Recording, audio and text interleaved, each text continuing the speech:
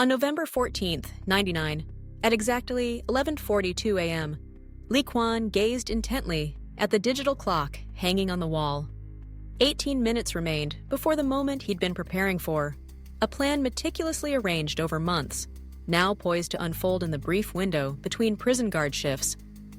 Rain began to drum on the metal roof of the industrial workshop where Li Kuan hid, tucked under a workbench in Building 4 of Changi Prison. The rain sounded to him like the echo of hammers he'd heard each morning, as inmates toiled and guards barked orders. Emerging from beneath the bench, Li Kuan pulled out a small flashlight, cobbled together from the parts of two broken ones he'd found in the prison's refuse. He shone its narrow beam across the table, running his hand along its underside until his fingers found a thin scratch, a mark he had made himself, a memory etched in desperation. Kneeling, he peeled away a black cover, exposing the entrance to a tunnel he'd discovered a year earlier, hidden in the oldest part of the workshop. He had chosen November for a reason. In Singapore, the month brought fierce northeastern monsoon winds and heavy storms. That week, the prison's electrical systems were faltering. Even the backup generators strained to keep up, a perfect storm for escape. Every detail, from the weather to the guard rotations, was calculated. All that remained was to execute his plan. Li Kuan crawled from the bench and slithered across the workshop floor, careful to avoid security cameras and sensors, which struggled to function in the rain. He reached the electrical panel, opened it quietly, and with a deep breath, used a screwdriver to short-circuit the camera's circuit. He closed the panel and moved through the workshop as if nothing was amiss, checking his watch. 11:55 a.m. 5 minutes left. Just then, the lights flickered and the workshop was plunged into darkness. Li Kuan remembered what Kim, the old Korean prisoner, had told him about the underground tunnels built by the Japanese during the war, not just for storing supplies, but to hide things that should never be found. He ducked back under the bench, retrieved his map of the tunnels, sealed it in a plastic bag, and stuffed it into his pocket alongside another bag containing papers whose importance he could not yet understand. Then he slipped his head, then his body, into the tunnel, vanishing from the workshop and plunging into darkness.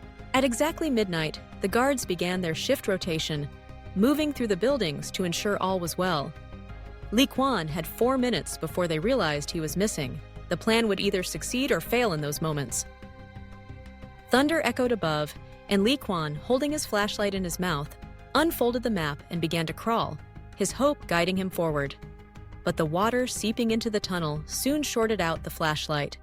He tossed it aside, continuing in absolute darkness, where the mind imagines anything, and the eyes can neither confirm nor deny.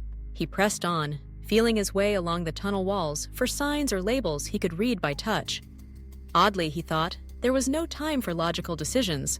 To turn back now would mean losing his only chance. He moved forward, inch by inch, hands brushing the damp concrete, each second precious as the minutes ticked away. In the darkness, Li Kuan's mind drifted back to 2 years earlier, to the day his life unraveled. He had sat in the conference room of Microtech Industries, facing Raymond Teo, the company's managing director, and 2 board members. Papers littered the table, and Li Kuan had no idea why he'd been summoned.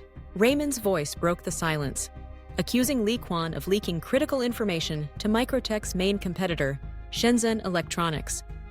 After a thorough investigation, the board had traced the leak to Li Kuan's computer. He protested, insisting he'd dedicated 12 years to the company, serving loyally, striving to protect his work. Raymond replied coldly that 12 years was plenty of time to gather knowledge worth millions. Only then did Li Kuan realize the full scope of the disaster. 2 weeks before, he had discovered falsified reports indicating the company was illegally disposing of chemical waste. He documented everything, intending to report it to the authorities, but the files vanished from his office, and now he was accused. Within 3 months, Li Kuan lost everything: his job, his savings, his reputation.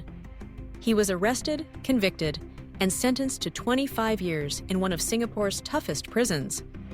His lawyer urged him to confess, hoping to reduce the sentence to 15, but Li Kuan refused. No one believed him except his wife, Meng.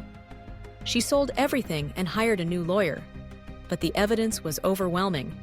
Phone calls, bank transfers, emails, all pointing to him. Li Kuan was sent to Changi Prison, a fortress on the coast, surrounded by docks, and guarded by more than 300 men, with cameras and motion sensors everywhere. The first 6 months were hell. Li Kuan spoke to no one, barely left his cell, barely ate. Eventually, his health failed, and he was sent to the prison hospital. There, he met Kim, the oldest inmate, serving time for a crime no one understood. Kim tried to talk to Li Kuan, sharing stories about the prison, the guards, and its long history. Kim's persistence paid off, and soon Li Kuan opened up, telling him everything. On Li Kuan's last day in the hospital, Kim showed him a black and white photo of his daughter, the only thing keeping him alive.